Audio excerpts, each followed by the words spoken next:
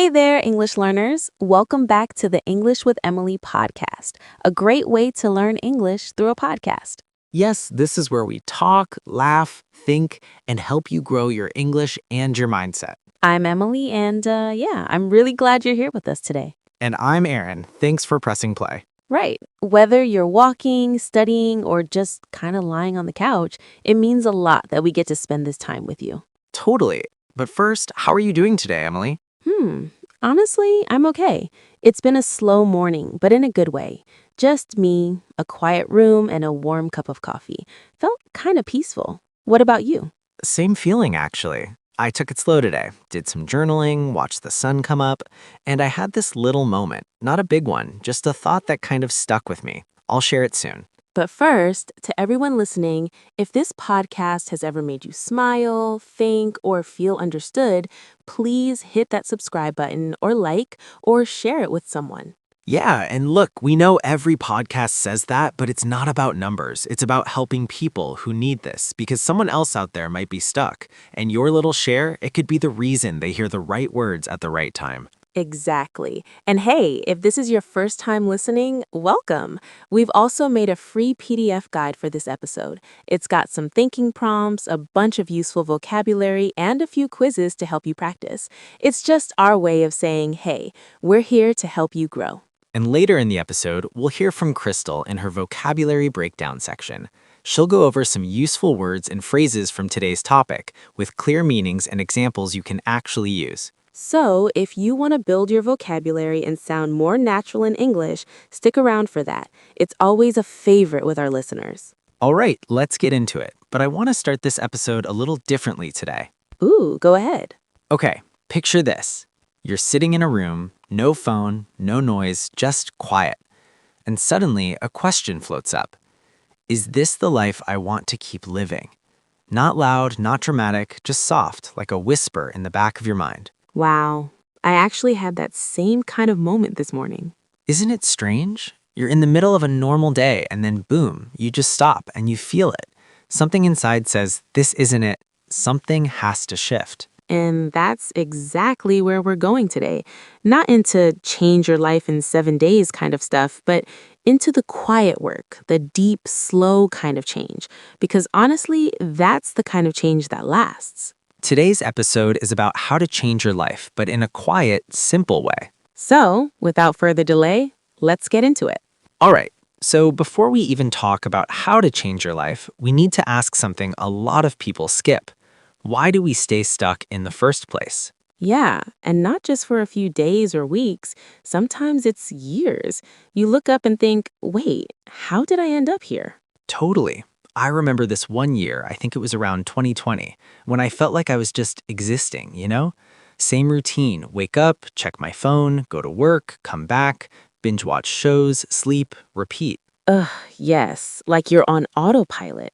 Exactly. And what I noticed was nothing was really wrong, but nothing felt right either. I wasn't unhappy, but I wasn't excited about anything either. That weird middle zone. Yeah, and I think that middle zone is where a lot of people get stuck. We tell ourselves, it's fine, I can live with this. And that thought is dangerous because it sounds reasonable, but it's actually fear talking, right? Fear in disguise, fear of failure, fear of judgment, fear of the unknown, even fear of success sometimes. That's a big one. I had a student who kept saying she wanted to apply for an English-speaking job. She had the skills, she practiced every day, but she never sent out her resume. You know why? She told me, if I get the job, I'll have to speak English every day. What if I can't keep up? Whoa, so it wasn't failure she feared, it was actually getting what she wanted. Exactly. And then there's routine. The more we repeat something, the safer it feels, even if it's not good for us. I heard this comparison once. Imagine walking through a forest. There's a small path someone already walked before. It might not lead where you want to go, but it's easier than making your own trail. So you just keep walking it. Wow, that's so true. But the thing is, the longer you walk that path, the deeper the footprints become and the harder it gets to step off. Unless you pause, look around, and say, maybe it's time to take a different turn. And that takes courage, but it also takes something else, which brings us to the idea that you don't need to leap, you just need to shift. I like that word, shift. It feels lighter. Yeah, I used to think change had to be big, like I need to quit my job, move to another country, become a new person, right? All or nothing. Exactly. But one day I was reading this book that talked about the power of 1%, just improving one small thing each day. It hit me like I didn't need to flip my whole life upside down. So, what did you do? I started making my bed. Sounds silly, right? Not at all. That's actually one of the most common small wins people talk about. Yeah, and from there it was like a chain reaction. I started going on 10-minute walks, then I added journaling for 5 minutes. Nothing huge, but it built momentum. That reminds me of the water comparison. You know how water slowly cuts through rock, right? Not by power, but by keep going. Exactly, one drop at a time. And that 1% shift looks different for everyone. For one listener, it might be switching to English subtitles. For another, it might be saying hello to a colleague in English or just listening to this podcast daily. That counts too. Totally. And hey, when you focus on tiny shifts, you stop overwhelming yourself. You stop saying, I have to change everything right now. Instead, you say, let me just do this one small thing today. And that builds confidence because when you keep small promises to yourself, you trust yourself more.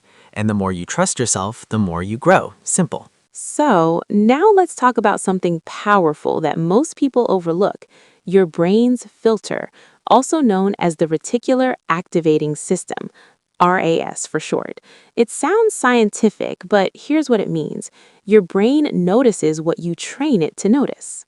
Yep, like when you buy a red car, suddenly you see red cars everywhere. Exactly. So if you keep saying, I'm terrible at English, your brain will find proof of that. Every mistake, every time someone corrects you. But if you say, I'm learning, I'm getting better, your brain will start finding those moments too. That's why positive sayings matter, not because they magically fix things, but because they shift your focus. I used to say I'm bad with names, and I was, but once I changed it to I'm working on remembering names, I started improving. I actually tried. Same for me with public speaking. I used to say, I'm not a speaker, but now I say, I'm a work in progress. And look, here I am hosting a podcast. So if you're listening to this and thinking, I can't change my life, I'm not that kind of person, we get it, we've been there. But just try changing the sentence. Say, maybe I'm becoming that kind of person.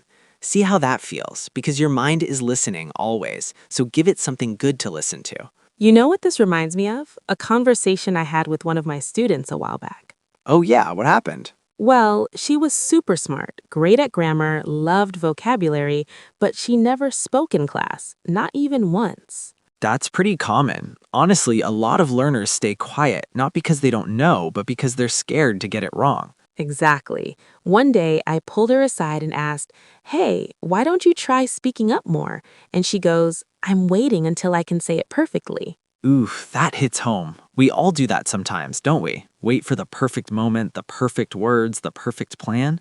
Yeah, and the truth is that perfect moment never comes. So I told her, start now, start messy. Just say one sentence today. And she did it. One small, imperfect sentence. And then the next day, another. Little by little, her confidence started to grow.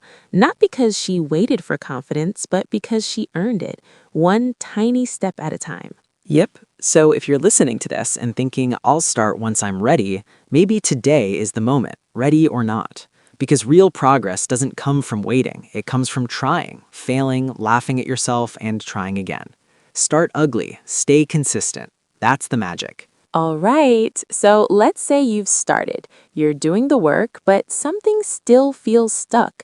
That's when you need to look at your environment. Yep, you can't grow a flower in a parking lot. No matter how much sunlight or water it gets, if the soil's wrong, it won't grow. I felt that before. Like, I'm trying so hard to stay positive and focused, but I'm surrounded by noise, social media, negative energy, pressure.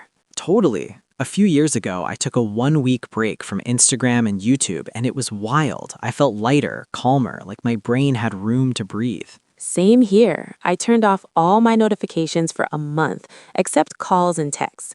It changed how I use my time and how I felt about myself. Sometimes the problem isn't you, it's the soil, the energy, the voices around you. So do a quick check. What are you planting your efforts into? Are you surrounding yourself with people and content that help you grow? If not, change the soil, clear out the weeds, make space for sunlight, because growth depends on where you're rooted. Okay, deep breath. We've covered a lot today. Yeah, maybe you're feeling motivated or maybe a little overwhelmed. Both are totally normal, but here's what matters. You don't have to do it all at once. You just have to begin again, today. Even if yesterday was tough, even if the whole week felt off, you get another chance right now. It could be 5 minutes of English practice, saying no to one distraction, or just taking a deep breath before your next choice. Whatever it is, let it be small, but let it be real. Show up for yourself in that tiny way. And hey, we know sometimes it's the little words that can make a big difference when you're learning English.